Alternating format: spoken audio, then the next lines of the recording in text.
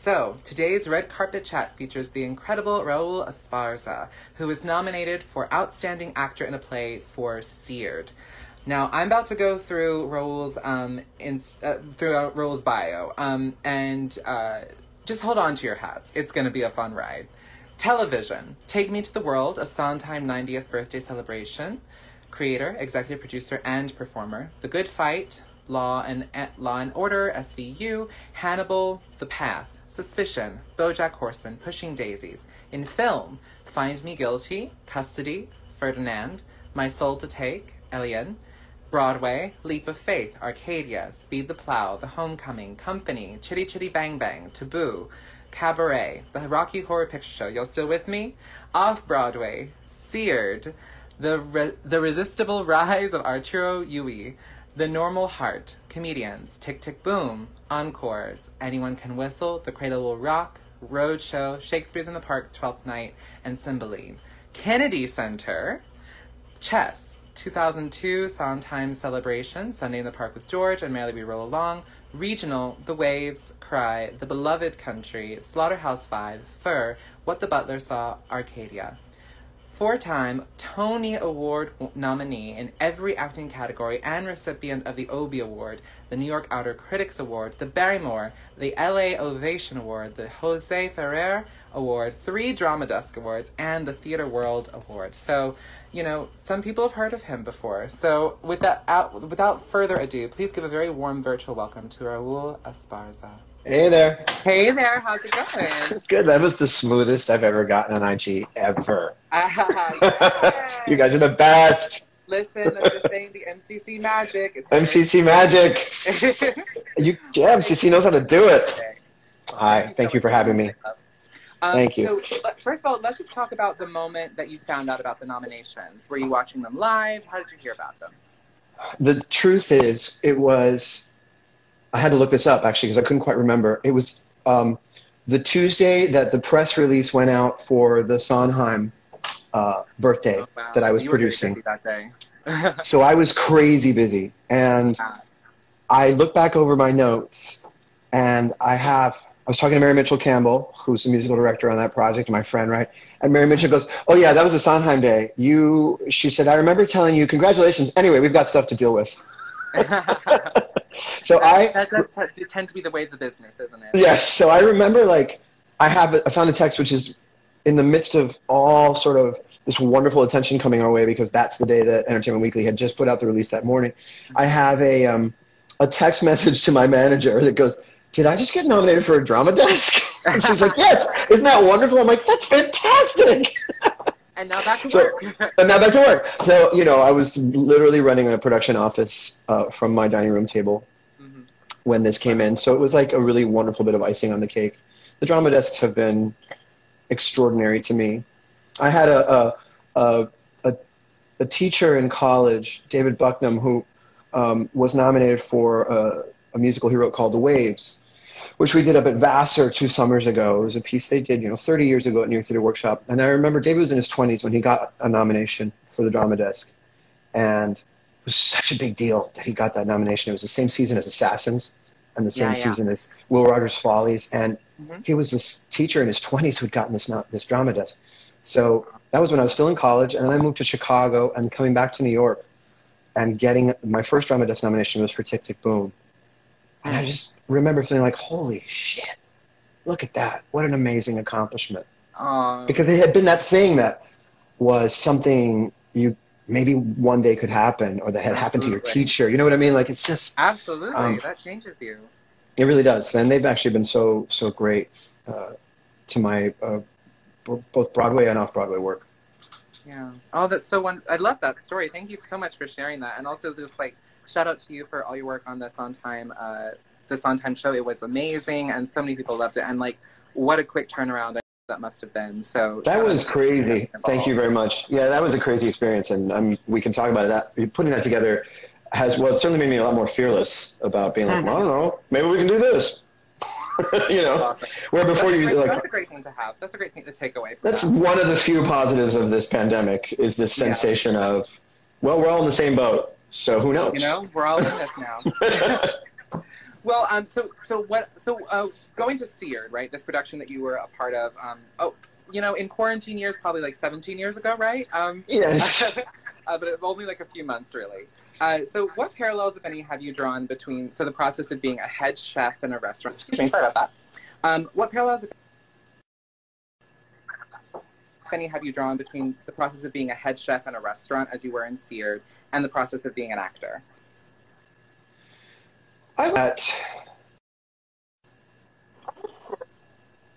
One of the first things that you learn when you're starting to try to learn how to act is that there's a really great trick you can play, which is find something else to do, like a secondary activity. We talk about this all the time. It's a sort of Chekhovian trick. They always tell you, like, if you're doing Chekhov, make sure you're also sewing while you're doing your scene, or whatever. Yeah. It's like, always have a physical activity. Yeah. So what could, and that your motivation is always to accomplish something on stage, right? You want to make something happen. So what do I want? How do I get it? What do I want? How do I get it? Seared was an exercise in the distillation of the perfect acting exercise, both because I had a secondary activity the entire time, which was cook a meal. And I had a motivation, which was finish that meal, get it finished before the end of the scene. Absolutely. So as an actor, what starts to happen is you get really, really clear and really simple about what you're accomplishing on stage over and over again. And so Harry and me, the actor, start running sort of parallel. Yeah. Here's a head chef in a restaurant has so much creative license. And they have the ability to sort of dream something up, but it has to be completely inspired and in the moment. And what am I trying to make? Which is exactly what an actor has to do. Otherwise, you're not alive, particularly on stage. A head chef in a restaurant has to call all the shots, but they also have to sort of let go of any expectation of an outcome. And they're also sort of expected to constantly repeat that perfect performance, which they don't necessarily want to. That's Harry's dilemma. And it's true of me, too. I don't want to give you the same performance I gave you last night. I don't ever want to play the same part I already played. You know, Ooh, everybody wants me to do what I already did because that's all they know, but they haven't seen the things that I don't know. They haven't seen the roles that I didn't even know were out there. They haven't seen the aspects of what I can accomplish as an actor that I didn't even know I could do. And Seared is one of those plays that asks things of me I had no idea I was capable of. So there was this constant kind of, it's very similar to being an actor, what a chef has to do, because it's constant creativity and it's on the edge of a tightrope of anything that you screw up, people will notice. And yet, taking those chances makes you better. Yeah. And they constantly feed each other. It's a wonderful thing. It was a thrilling play to do for that reason. Oh, you're giving us such gems today, Ro. Such gems. Education. Yes. I love quarantine education. Absolutely. Quarantine education we've all been craving. Let's start doing master classes. Sorry, what was that? We'll start doing master classes. Absolutely. We'll just have all these different master classes every time. Yeah. I'm not promising that, everyone. I'm not promising that. Whoa. Actually, yeah, we'll have to teach everybody how to make those dishes. That's what we'll do. That's a good class. Those are good. Actually, we should think about it. Let's talk. Yeah. But no, I mean, I really do. I love so much about that answer is sort of like the. I love that Chekhovian thing that you're talking about is sort of, you know, there always has to be something else that you're doing, and I saw so much of that in. And I think there's also something very specific about, you know, you being in that role, and you know, you've done a couple things. People have heard of you. Shows. You know? I've done some things. Very unknown shows, working with very unknown people.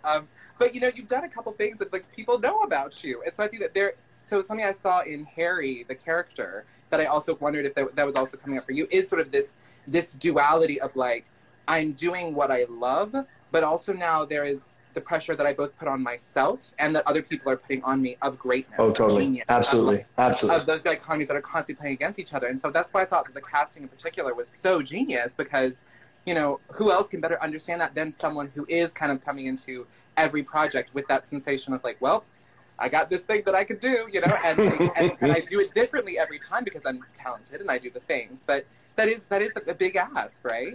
You know, there's a famous story that Barbra Streisand tells about holding Judy Garland's hand when they sang Happy Days Are Here Again, and that Judy Garland was shaking. And Streisand was like, I didn't understand why at the time while we were singing, because it's such a spectacular performance, and Judy Garland was better than but great. And I didn't quite understand what Streisand was referring to, and I am in no way comparing myself to Streisand and Judy Garland, but the understanding of the amount of pressure that begins to mount on you, the better you get, the more that's at stake. I remember when I was doing cabaret, having that same sensation of total fear. I'd hear the we called it the krupa. They'd start playing the drum that would tell you it was time to go on stage. And so you had a few minutes before then, and then the MC begins with that shh, and my heart would come up here because I knew that people were expecting me to live up to something. And then every show, it just gets more and more and more.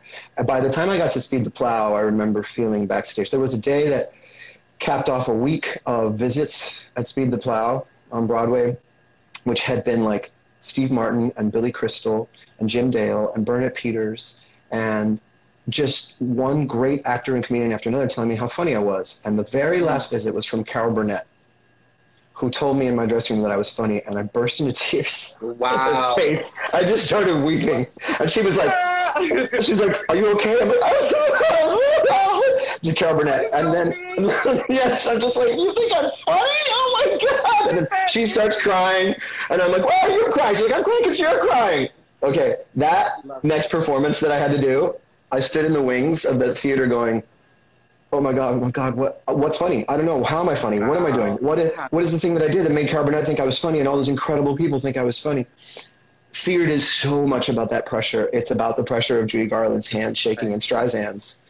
And until you are in that position, even a fraction of it, you can't understand at all what it means to be a star and to live up to what others expect, but also what you expect of yourself, because you're never satisfied. You know? Absolutely. Yeah. And Harry is never satisfied. That's the problem. Absolutely. There's that great scene in the show where he cooks for, 7-8 minutes? Yeah. And then finishes it and throws it out. Yeah. You know? And it's such a beautiful series. I mean, you seeing someone move with such precision is already so exciting, and choreography can be so exciting, whether it's dancey or kind of more grounded stage choreography. But it was so beautiful, the lighting, the sound, how you were moving, was all that came together for such a beautiful moment. And then to have his reaction to this perfection be, it's not good enough. Well, every night the audience would gasp. We're oh my gosh, yes, the dash. And then it's just and to have that cutaway was just such a perfect encapsulation of who this character was and what they were going through. Were you there? Oh yeah, what was that? I was going to ask you, were you there when we were teching that sequence at all? Did you step into the room and watch as we were putting it together? The opportunity, which sucks, because I bet it was fun. I bet it was awesome. Because it was amazing. And Palmer was our sound designer. She was editing the music, which is a Cuban piece, Tumbao No. 5 by Cachaito, the bass player, was part of the great Cachao Lopez dynasty. And so I was like, what is she playing out there? And the music started to become, they had done this at Williamstown, but they had a different score entirely, and she began to change everything. So suddenly there was all this Cuban jazz and stuff that wasn't Harry, but it was definitely me. And so teching that thing, she started cutting things together so that by a certain point in the previews, people were going, you're up there dancing.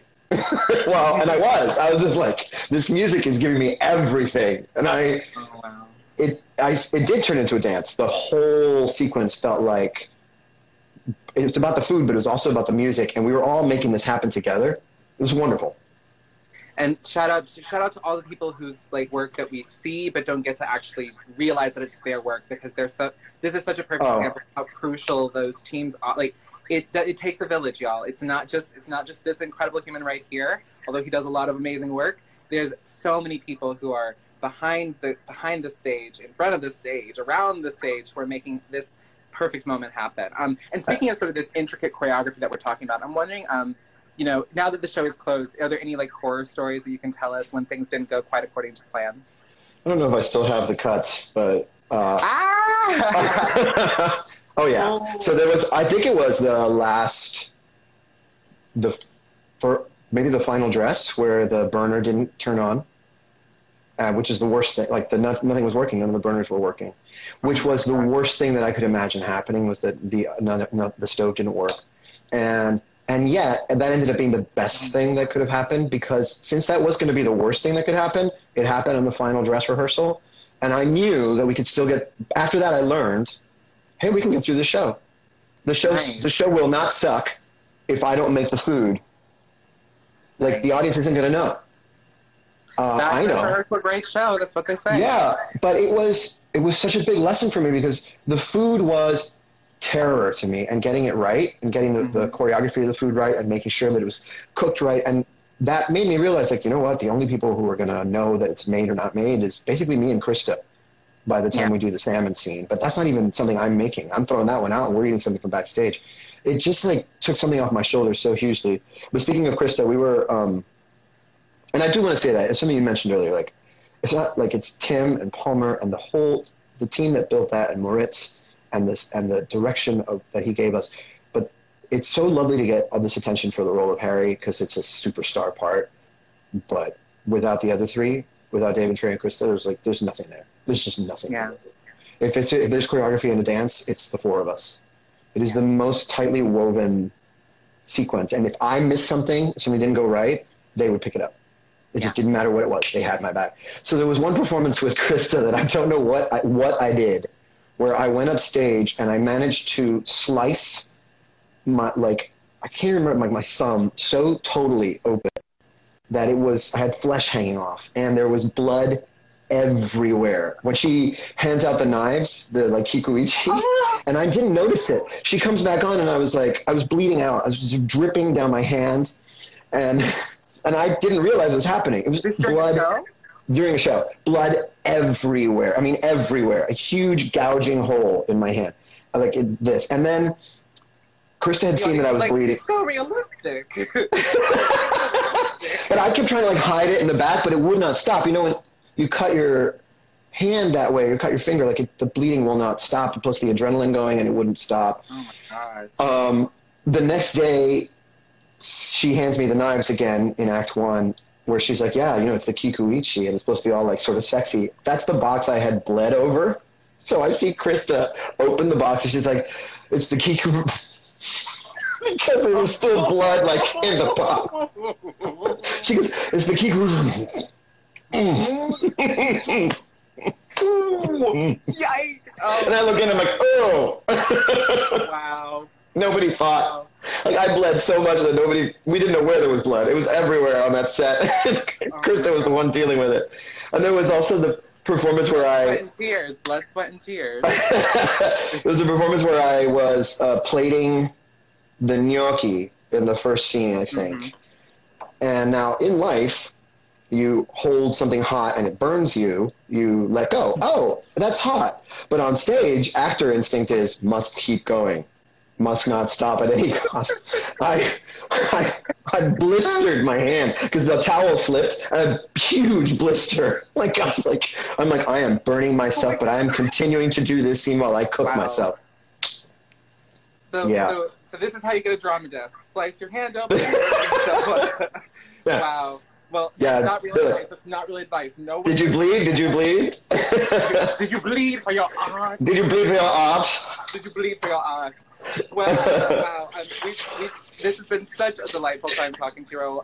We are going to keep on pushing on with the show, but I want to thank you so much for joining us today. Is there anything that we can look forward to? Any projects that we might see from you in the future? Hopefully, there's plenty of Broadway things on hold.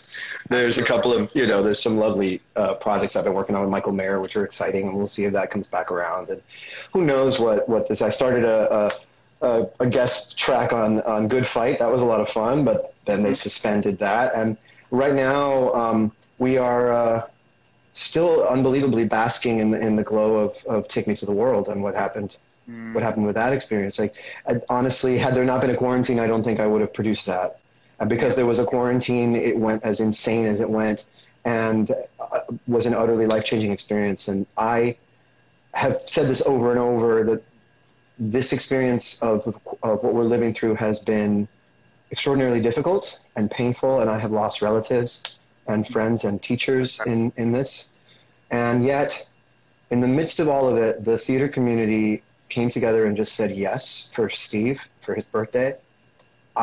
it is the most humbling thing I have ever been part of, to have asked so many greats, would you do this? And then they did, and they trusted me.